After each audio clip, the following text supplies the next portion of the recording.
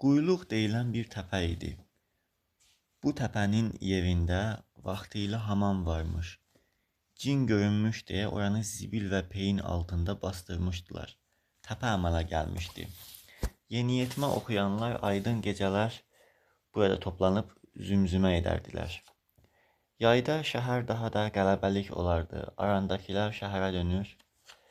Azərbaycanın başqa şəhər və kəndlərinə yayılmış ziyalılar gəlirdi. Yay toy mövsümü deməkdir. Toylar başlanırdı.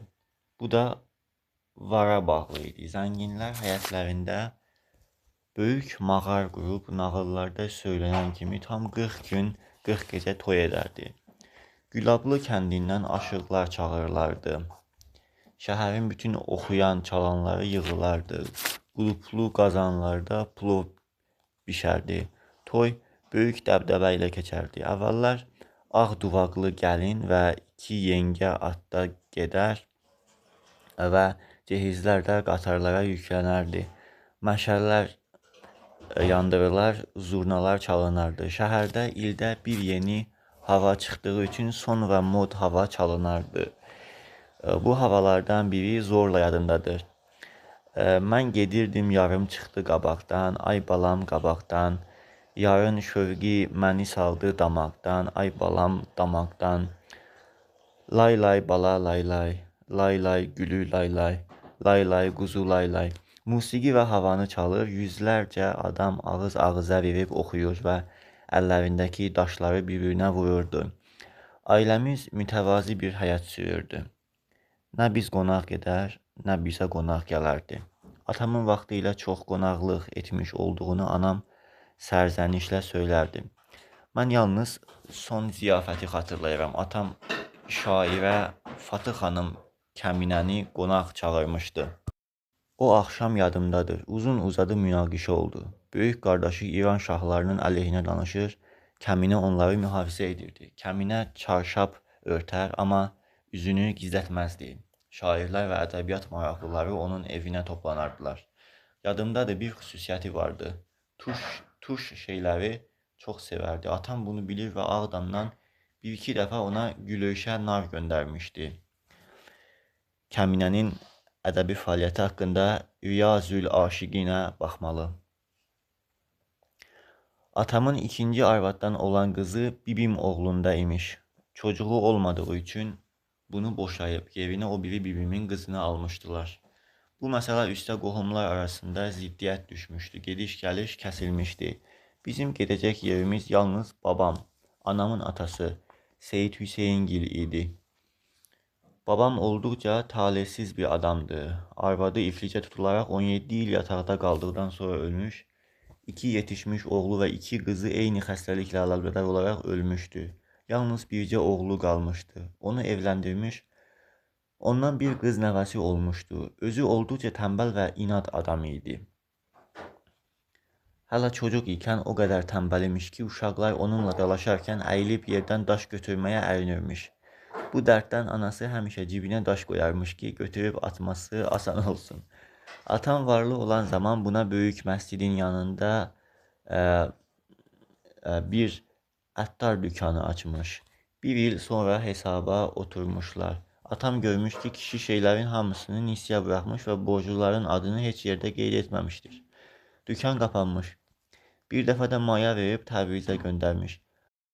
Babam Təbrizdə düşünüb daşınıb bir neçə dəvə yükü çiriş almış. Yolda çirişi yağış vurur, çuvallar kəsəyə dönür.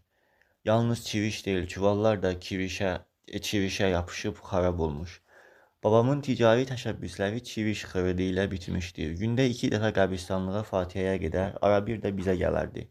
Bizə gəldikdə darvazanın arası açıq olmasaydı, itələməyə ərinərək geri qayıdardı. Ara bir babamın yanına gedərdim. Dar bir küçədə yaşardı. Ancaq orada çox qalmağa hövsələm gəlməzdi. Qaranlıq və rütubətli otaqda canım sıxılırdı. Bizim ailənin bir tühaflığı vardı. Bütün çocuklar lunatik idi. Yata bilmədiyim axşamlar qəribə mənzərənin şahidi olurdum. Böyük qardaşım yataqdan qalxır, gözləri yumulu olaraq otaqda gəzinib və gündüz oxuduqları dərsləri bərkdən təkrar edərdi. Gündüz elədiyi kimi dərslərin təkrarından sonra bir neçə fars qəzəli söyləyib yenə yatağına uzanardı. Bunu qeyri-şüuri olaraq yapardı. Çırağın xodunu yuxarı çəkdi. Sonra kilidli qapını açıb artırmadan həyətə indi. Darvazanı açıb qonşudakı bacılığını bir neçə dəfə bərkdən çağırıb geri döndü. Yenə darvazanı və otaq qapısını kilidlədi. Ancaq çırağın xodunu aşağı çəkməyi unutdu. Kiçik qardaşım yastığından səngər qayırıb, arxasına uzanıb güya tüfəng atırdı. Səsi evlə bir olardı. Mənim də lunatik olduğumu söylərdilər. Gecələr otaqda gəzirmişəm. Bir gecə ayılıb gördüm masanın arxasında oturmuşam. Əlimin biri mürəkkəb qabının yanında idi. Yenə bir gecə arxamda iri bir döşək apardığım yerdə ayıldım. Ayıldıqda insan utanır və qorxu da duyur. Ayılan dəqiqələrdən əvvəl olanların da heç biri xatırında olmur. Bu dəqiqələr cəld qaçıb yatağıma soxulardım. Evimiz alayarımçıq da olsa hazır idi. Suvağı, tavanı və taxta döşəməsi yox idisə də, damcısı da yox idi, geniş idi. Daha bundan artıq ummaq olmazdı. Çünki atam qocalmışdı, sənəti də qazanclı sənət deyildi. Yenə doktorlar və apteklər artdıqca nüsxəbəndlik dəbdən düşürdü. Bu əsnada qardaşım Əbdülhəsən xəstələndi. Boğazına iri bir fır çıxdı. Fır, irinli yara, şiş. Həkimlərə göstərildi. Tiflisə getməsini məsləhət gördülər. Məktəbin köməyi ilə Tiflisə getdi. Əlac olmadı, geri döndü. Bir müddət sonra Kislovodska göndərdilər. Yenə əlac olmadı. Bu dəfə Peterburqa getdi. Məktub aldıq. Həkimlər vətəninə getməyi məsləhət görmüşlər. Ümidimizi kəsdik. Anam həyəcan içində qardaşımın yolunu gözləyirdi. Mən də onu qarşılamaq üçün darvazaya çıxdım. Bu əsnada məhəllə uşaqlarından birisi keçirdi. Sözləşdik. Məni itələdi. Ayağım daşa ilişib yıxıldım. O da mənim üstümə yıxıldı. Sağ ayağımda acı bir sancı duyaraq çığırdım. Qoluma girib qaldırdılar. Qılçam sınmışdı. Atam da xəstə qardaşımın qoluna girib gəlirdi. Darvazanı açıb bizi içəri götürdülər. Anam divara söykənib durmuşdu. Əbülhəsənin sönmüş çöhrəsini gördükdə rəngi üzündən götürüldü. Dırnaqlarını divarın daşlarına ilişdirərək bayığın bir halda qaldı. 3 yataq salındı. Anam da qadın xəstəliyinə tutulmuşdu. Xəstəliyim bir ay davam etdi. Hər gün sınıqçı gəlir, qılçamı sığallayıb sümükləri yerinə salır. Sonra bal yaxıb ətrafına qamışlar düzüb bağlayır. Cəhənnəm əzabları çəkirdim. Anam da yataqdan qalxmış, lakin son dərəcə zəifləmişdi. Qardaşım yataqda idi. Ümidsiz bir xəstə də olsa deyir, gülür, bəzən kart da oynayırdı. Atam təbii bir həftə qalıb Ağdama dönmüşdü. Həyatımızı təmin etmək lazım idi. Novruz yetişdi. Hamımız bayram süfrəsinin ətrafına toplanmışdıq. Birdən Əbülhəsən dedi, bir neçə gün sizə qonağam. Gəlin görüşək. Hamımız göz yaşları axıdaraq, ona sarılaraq öpdük. Özü də ağladı. 4 gün sonra martın 13-də 1901-ci ildə Əbülhəsən söndü. Xeyir şər otağımızda birinci şər məclisi quruldu. İndi evin böyüyü mən idim. Qardaşımın kitabxanasının açarı mənə verildi. Rus və əcnəbi klassikləri ilə tanış olmağa başladım. Bayron və Lermontovu yaxın dost kimi qəbul etdim. Sanki həyat yenə yoluna girdi. Əziz ölü də yaddan çıxdı. Lakin ruhumdakı ahəng pozulmuşdu. Dünyada haqq və ədalət olmasına inanırdım. Bu inam anamın südü ilə bərabər bütün varlığıma yerləşmişdi. İndi bu inam şübhə ilə zəhərlənmişdi. Ədalət varsa, 21 yaşında istedadlı bir gənc, yoxsul bir ailənin ümidi neçin sönürdü? Qardaşımın ölümünə heç inana bilmirdim. Mənə belə gəlirdi ki, o müvəqqəti olaraq uyuyur və bir gün qəbirdən durub yenə bizi sevindirəcəkdir. Heyhat, həyat karvanı öz yolu ilə gedir. Karvandan ayrı düşənlərin ahənglərini kimsə dinləmirdi. Təbiətin qanunu buymuş. Məktəb həyatı davam edirdi.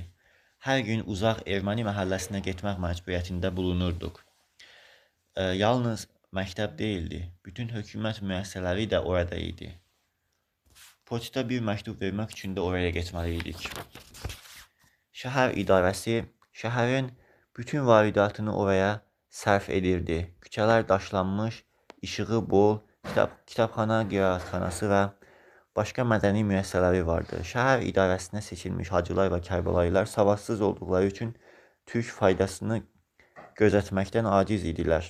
Odur ki, türk hissəsi xaraba halda idi.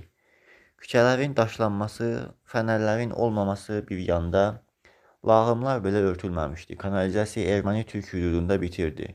Türk hissəsinin abadanlığı yalnız Haşim bəyin şəhər idarəsinə seçilməsi və şəhərin övzanı Kaspi qəzetində təsvir etməsi ilə başladı. Erməni-türk münasibətinə gəldikdə o zaman heç də kəskin məsələ deyildi. Geniş kütlə qardaşcasına yaşayır, ortada da heç bir münaqişəli məsələ yox idi. Erməni əməkçiləri, dərzilər, bannalar, dülgərlər türk arasında işlərdilər, kirvəlik edərdilər. Geniş kütlə erməniyə dinayı qardaş deyərdi. Xalq məscid və kilsə ayrılığı ilə belə haqlaşmaq istəmirdi.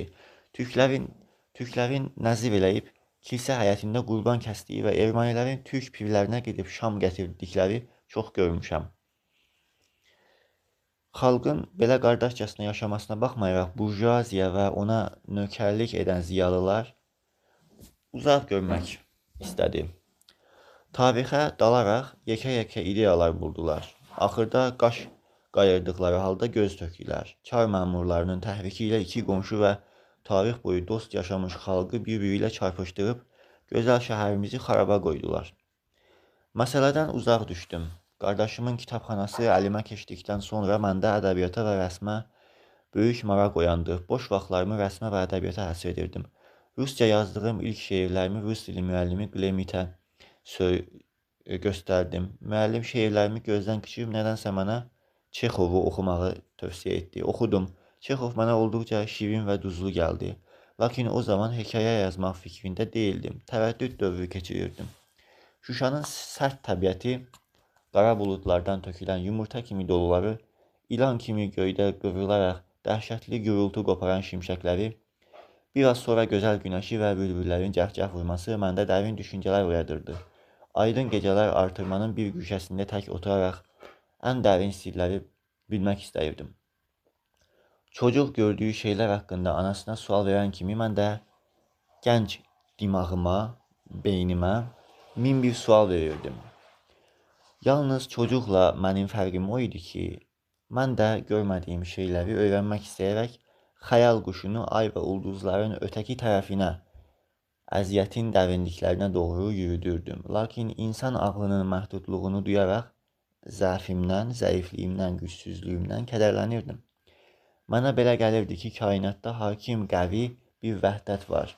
İnsanlarda doğruluq, şəfqət və ibadət tələb edir.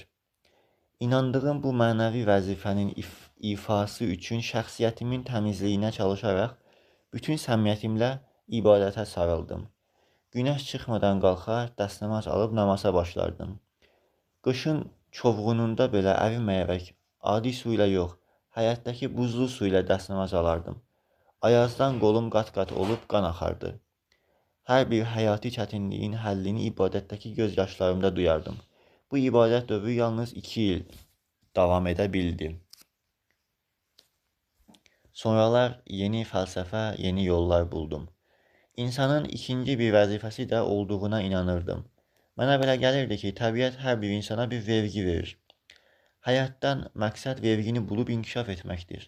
Mən də insan olaraq bir vergi olduğuna əmin idim. O zamandan başlayaraq özümün hər bir hərəkət və həvəsimi öyrənməyə başladım. Rəsm sahəsində müvəffəqiyyətlə çalışmağıma baxmayaraq, şəxsimin tədqiqinə davam edirdim. Bir gün güzgüyə baxarkən sağ gözümün ağında əmələ gəlmiş düzgün bir lira şəklinə rast gəldim. Bunu sirli bir əlamət kimi qəbul edərək sakit oldum. Artıq böyümüşdüm, bığ yerim tərləmişdi. Atamın əvəzinə xeyir-şəvə gedirəm, mənimlə hesablaşırlar. Bir yerdə xeyir-dua, o bir yerdə başsağlığı verirəm. Məclislərin də qaydasını öyrənmişdim. O vaxt tacir balaları sıra ilə gecədə birinin evinə toplanıb vaxt keçirərdilər. Buna sirən deyirdilər. Bibim oğlunun birinin vasitəsilə mən də Sirən məclisinə daxil oldum. Bu məclislər çox əyləncəli idi, ancaq yalnız kişilər iştirak edərdilər. Çərəz qoyulardı, çərəzlə bərabər dadlı söhbətlər olardı. Bəzən peşmək çəkərdilər. Şəhərin dadlı duzlu adamlarını çağırardılar. Bütün gecəni əxlaqsız anekdotlar söylərdi. Mollanın avam aldadan zahirlərindən başqa bir də iç üzləri olduğunu onda görmüşdüm. Bir gecə məclis tutmadı. Adam göndərib Qurdlar məhəlləsindən Mirzə Əliyar adlı birisini gətirdilər. Bu adam erməni kəndlərini dolaşıb erməni arvadlarına dua yazarmış və cindarlıq edərmiş. Mirzə Əliyar kəndlərdəki hədsiz hesabsız macəralarını anlatdıqdan sonra bizə bəzi oyunlar göstərdi. Bir ləyənə su töküb üstünə dəsmal saldıq. Sonra cinləri çağırmağa başladıq. Bağdasan gəl, dağdasan gəl, köhnə hamamdan, xərabələrdən gəl. Ləyəndə cığıltı qopdu. Dəsmalı darta saxlayıb üstünə bir stəkan qoydu və cinlər stəkanı kimin tərəfinə atsın deyə soruşurdu. Birisi mənim tərəfimə dedi. Stəkan atılıb onun qabağına düşdü. Cinlərin özünü görmək istədik. Oğlanmı yoxsa qızmı istədiyimizi soruşdu. Qız dedik. Dəsmalın bir tərəfini qaldırdı. Alma böyüklükdə iki başın arxa tərəfi göründü. Əlini salıb qızların hörülmüş xırda saçlarını da sudan çıxardı. Sonra dəsmalı saldı. Azadsınız dedikdə ləyəndən şən səslər və qəhqəhələr eşidildi. Bu sirəncilər əylənmək üçün nələr yapmazdılar. Şəhərdə Manca Zöhrə adlı bir arvad vardı. Bunun oğlu Təbrizə gedib gələr, yaxşı pul qazanırdı, amma evlənməyə cəsarəti yox idi. Anası isə gəlin həssəsində çırpınırdı. Bir gün gənclər yığışıb Zöhrə arvadın yanına gedir və oğluna qız tapdıqlarını söyləyirlər. Arvadla oğlu çox sevinir və toya başlayırlar. Toy gecəsi bir oğlana qadın paltarı geydirib bəzəyirlər və cehiz əvəzinə də saman doldurmuş məfrəşləri qatarlara yükləyib musiqi çala-çala aparırlar. Gəlinin ayağının altına qurban kəsilir. Sonra kişi gəlin otağına girib gəlinin duvağını qaldırdıqda acı zarafatı duyur. Bir mollanın babasının ləqəbi keçi olduğu üçün keçi sözündən çox pərt olardı. Bir axşam sirənçilər dəstəsi gəlib bunlara çıxır.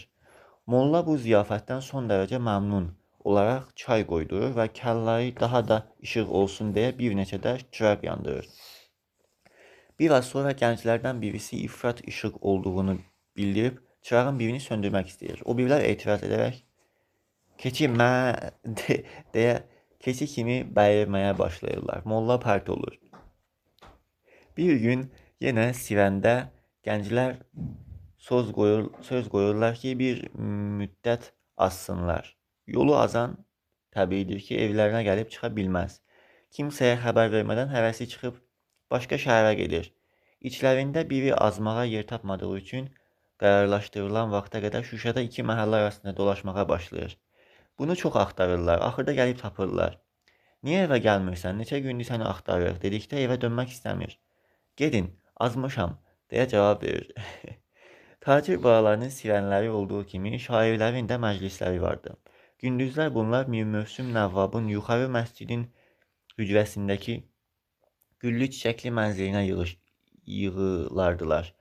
Xan Qaradağı, Növrəz, Məmayi, Baki, Alı Yüzbaşı oğlu Həsən Nəvvabın başına toplanan Beytül Xamuşan üzvlərindən idi. Bundan başqa bir çox şair, oxuyan və çalanlar da şairə Xurşudbanu Natəvanın ətrafına yığılarmışlar. Bu da Məclisi Üns adlanardı. Böyük qardaşım Natəvanla görüşdüyünü söylərdi. Heyf, mən onu görə bilmədim. Şair İbrahim Tahir Nəvvab qrupuna daxil deyildi. O, fərdi həyat sürərək həcvləri ilə hər kəsi oxulardı.